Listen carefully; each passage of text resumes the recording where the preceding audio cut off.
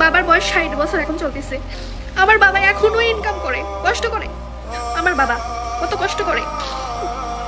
আমার বাবা গাড়ি চালায় এখনো। এই 60 বছর বয়সে আমার বাবা গাড়ি চালিয়ে সংসার চালায় এখনো। কেন জানেন?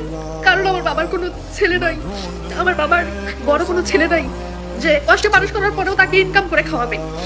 একজন ছেলের মা কষ্ট করে কিন্তু এককালে এসে সুখ পায়, কিন্তু যার ঘরে যুবক কোনো ছেলে নাই, যার ঘরে বড় কোনো ছেলে নাই, 2-3টা মেয়ে আছে, কষ্ট করে বড় করে খাওয়ায় পড়ায় 20 বছর পর্যন্ত, পরে আরেক ঘরে বিয়ে দেয়, তারা কি পায়?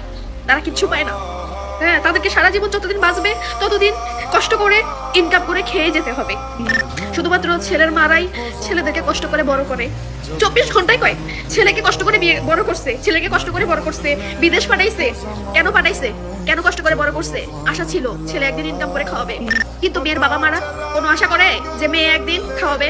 আশা করে না। তাদের একটাই আশা থাকে, মেয়েকে ভালোভাবে বড় করবে, লেখাপড়া শিখাবে, বিয়ে দিবে। একটা মেয়েকে বাবা মা বড় করে 20 বছর পর্যন্ত লালন পালন করে লেখাপড়া করে বিয়ে দেয়। আমরা এসে কি করি? পরের ঘরের ছেলে, সংসার, তাদের মা সবকিছু সামলাই আমরা, তাদের আত্মীয় স্বজন, বোন সবকিছু সামলাই। কিন্তু যারা জন্ম দেয়, যারা বড় করে বিয়ে দেয়, তাদের কোনো কিছুতে কামে লাগে? আমাদেরকে লাগে না। পরের বাড়িতে সবকিছু সামলিয়ে জীবনটা শেষ করে দিই আমরা মেয়েরা।